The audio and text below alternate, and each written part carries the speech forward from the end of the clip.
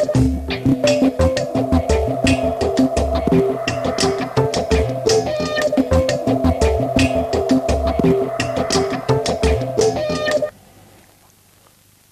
के बाद आपका स्वागत है। आप सोच रहे होंगे ये रजिस्टर क्या है। हम आपको बताना चाहते हैं कि अन्ना हजारे का इम्पैक्ट क्या था, ये प्रभाव कितना पड़ा। अन्ना हजारे जब गिरफ्तार हुए तो हुआ क्या। ये न्यूज रजिस्टर है जिसे हम अपने अंदरूनी कामकाज के लिए इस्तेमाल करते हैं। इसमें जहां से भी खबरें आती हैं हम उसको नोट करते हैं और ये बताते हैं कि ये किस विषय पर खबरें हैं। आप देख सकते हैं अन्ना हजारे की गिरफ्तारी के बाद जहां से भी खबरें आई, चाहे वो रामगढ़ हो, शेखपुरा हो, पटना सिटी हो, बोकारो हो, गिरिडीह हो, नालंदा हो, गया हो, कहीं से भी कोई ऐसी खबर नहीं आई, दूसरी खबर नहीं आई, बल्कि ज्यादा से ज्यादा या हम कह सकते हैं 100% खबरें आई वो अन्ना हजारे से जुड़ी हुई थी। ये है अन्ना हजारे का इम्पैक्ट। और अब हम इस पर रिएक्शन लेंगे। वापस चलेंगे पटना स्टूडियो जहां हमारे साथ नीरज कुमार सिंह मौजूद हैं, अनिल सुलभ साहब मौजूद हैं। अनिल जी, क्या इतनी बड़ी प्रतिक्रिया किसी आंदोलन की क्या आपने एक्सपेक्ट की थी, या कांग्रेस पार्टी ने एक्सपेक्ट की थी, या उन्हें लग रहा था कि बाबा रामदेव की तरह इन्हें भी निपटा लिया जाएगा? नहीं, देखिए, बाबा रामदेव और अन्ना हजारे में बहुत बुनियादी फर्क है।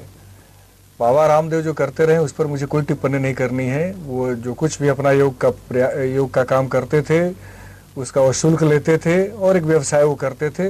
वो कोई गांधीवादी तरीके से कोई देश का भला करने का कोई सेवा का व्रत उन्होंने नहीं ले रखा था। तो मैं रामदेव बाबा जी पर कोई टिप्पणी नहीं करना चाहता हूँ, उनका भी मैं आदर ही करता हूँ।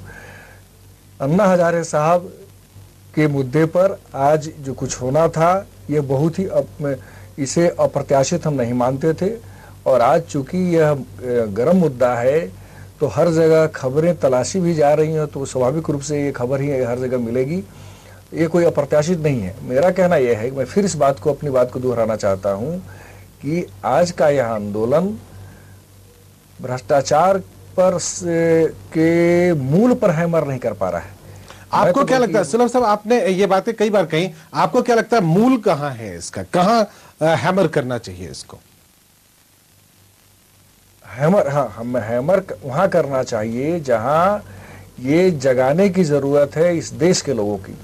राजनीति वाले जब तक नहीं ठीक हो जाएंगे, और ये ऐसे नहीं ठीक होंगे, कोई लोकपाल इनको ठीक नहीं कर देगा। लालू जी जेल गए, अभी मिश्रा जी कह रहे थे कुछ बात, मैं उसमें दोहराना चाहता हूँ। लालू जी जेल गए, कोड़ा साहब को सबक नहीं मिली। लालू के जेल जाने के बाद भी कोड़ा ने भ्रष्टाचार किया, कोड़ा के जेल जाने के बाद भी राजा ने भ्रष्टाचार किया। तो ये जानते हुए भी कि भ्रष्टाचार करेंगे तो हम फंसेंगे, बचेंगे नहीं, तो अभी भ्रष्टाचारी बाज नहीं आ रहे हैं। मेरा कहना यह है कि कोई लोकपाल, और जब तक लोकपाल को एक खास दायरे में रख करके उसको पूरी शक्तियां नहीं दी जाएगी तब तक लोकपाल भी प्रभावी नहीं हो पाएगा। मैं ये कहना चाह रहा हूँ। और बुजुर्गों ने कहा है कि अगर किसी काम करने वाले को अगर निकम्मा बना देना है तो उस पर इतने बोझ डाल दो कि अपने ही बोझ से वो दब जाए और कुछ भी ना कर सके। मैं जो इस बात को बार बार ये कह रहा हूँ, किसी प्रधानमंत्री को बचाने के लिए नहीं, किसी भ्रष्ट जज को बचाने के लिए, किसी भ्रष्ट प्रधानमंत्री को बचाने के लिए या भ्रष्ट सांसद को बचाने के लिए नहीं कह रहा हूँ। मैं ये कह रहा हूँ कि जो लोकपाल नामक संस्था के परिधि में जो इतना व्यापक क्षेत्र किया जा रहा है, ये इस बात का खतरा है उससे कि लोकपाल सही मायने में जो काम लोकपाल से अपेक्षा की जा रही है, कोई लोकपाल एक व्यक्ति या कुछ व्यक्तियों की संस्था नहीं कर पाएगी। इतने आवेदन पड़ेंगे इस देश में भ्रष्टाचारियों के विरुद्ध कि लोकपाल जैसी संस्था आवेदन पत्र पढ़ते पढ़ते दिन अपना काट देंगी, किसी पर कोई एक्शन नहीं हो पाएगा। और नैसर्गिक न्याय के तहत कभी भी आप किसी भी आरोपी को बिना बचाव का अवसर दिए हुए आप कोई उसके खिलाफ कार्रवाई नहीं कर सकते हैं। तो जब आप बचाव देने का समय देंगे, जब आप उस पर जांच कराएंगे, जांच कौन करेगा? क्या वह भी फरिश्ते होंगे? मेरा आशय, सीधा आशय यह है, स्पष्ट में मेरी मान्यता है, मैं भ्रष्टाचार के खिलाफ 25-30 वर्ष पहले से लड़ाई लड़ रहा हूं। भ्रष्टाचार की जड़ जहां पर है वहां पर हैमर होना चाहिए। इस देश की जनता को जगना होगा और चुनना होगा ऐसे प्रतिनिधियों को जो भ्रष्टाचार से मुक्त हो। जी, आज इतने सारे लोग, आप जो कह रहे हैं अनिल सूद साहब, आप जो कुछ भी कह रहे हैं वो आपको हम नीरज कुमार सिंह से जानना चाहेंगे कि नीरज जी, क्या आपको लगता है कि इस आंदोलन से कम इतना तो फायदा जरूर होगा कि भ्रष्टाचार को लेकर जनता जागरूक होगी और वो कोई स्टेप उठाएगी, वो कोई स्पष्ट निर्णय लेगी और निर्देश देगी इस बार जब चुनाव होंगे? आपको लगता है नीरज जी? नहीं, पूरा देश ने ये देखा कि अन्ना हजारे जी ने जिस सवाल को उठाया और मैंने कहा कि देश में पहली बार सिविल सोसाइटी के लोगों को वैधानिक दर्जा देकर के वार्ता किया गया और जिस तरीके से आज उनकी गिरफ्तारी हुई और जन दबाव का जो प्रगटीकरण हुआ पूरे देश के संदर्भ में आपने देखा होगा, तो दिल्ली की सरकार हिल गई इस सवाल पर और उसने आज आत्मसमर्पण किया और अन्ना हजारे जी को रिहा करने का फैसला लिया। लेकिन आंदोलन यही रुकने वाला नहीं है। अन्ना हजारे जी कोई पद के आकांक्षी नहीं है, एमएलए एमपी उनको नहीं बनना है, प्रधानमंत्री नहीं बनना है। उनकी आकांक्षा है कि जो महात्मा गांधी, राष्ट्रपिता महात्मा गांधी ने जिन मूल्यों को उतारा था उसको अपने जीवन में अनुकरण करते हुए देश के सबसे बुनियादी सवाल और देश के सर्वोच्च संस्था पार्लियामेंट के जो नेता हैं उन पर भ्रष्टाचार के आरोप लग रहे हो और देश के 5-5 प्रधानमंत्री पर आरोप लगा हो और देश का कानून निष्प्रभावी हो। और गुंजन जी, मैं आपकी जानकारी में, हमको जैसा याद है कि आपके चैनल ने ही दिखाया था कि बिहार में 2000 से 2010 तक सीबीआई ने 96 मामले भ्रष्टाचार के दर्ज किए और मात्र 2 मामले में अब तक के उसमें सजा हो पाई है, मुझे जहां तक याद है। जी बिल्कुल। तो ये सीबीआई क्या मतलब है इसका? आप उसको केंद्र सरकार की कठपुतली आपने बना दिया और जिस घोटाले की बात की जा रही है, चाहे वह दूरसंचार घोटाला हो, चारा घोटाला हो, इसमें स्वतः स्फूर्त सीबीआई ने कहीं निर्णय नहीं लिया।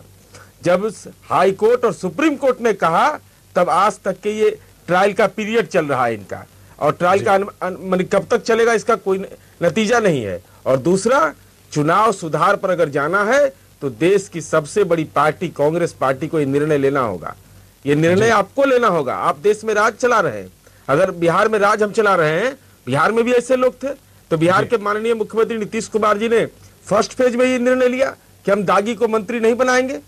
सामाजिक जकड़न के बावजूद उस फैसले पर हम कायम रहे और ऐसा कोई रहा तो हमने तुरंत इस्तीफा दिलवाया, हमने छोड़ा नहीं उनको। अब न्यायपालिका, अब कोई मामले को लेकर जब बात उठे तो कभी न्यायपालिका की सक्रियता का सवाल उठा देते हैं, कभी पार्लियामेंट की सॉवरेनिटी की बात कि पार्लियामेंट बड़ा है कि जनता बड़ा है। अरे पार्लियामेंट तो बड़ी है, सॉवरेनिटी का उसका कहां हमला हो रहा है? अन्ना हजारे जी ने ऐसा कौन सा बयान दिया? और काला धन के सवाल पर जब बाबा रामदेव करते हैं तो उनके खिलाफ सीबीआई का जांच कराओ। इसके पहले इनको नहीं बालकृष्ण का सर्टिफिकेट नजर आ रहा था, आज ही नजर आ रहा है। इसका मतलब स्पष्ट है कि भ्रष्टाचार से घिरी हुई दिल्ली की सरकार है। और आपने देखा होगा आज भ्रष्टाचारी सब एकजुट हुए, आज लालू जी कुल शिरोमणि है उसके, बयान दे रहे हैं अन्ना हजारे जी के खिलाफ। क्या मतलब इसका है?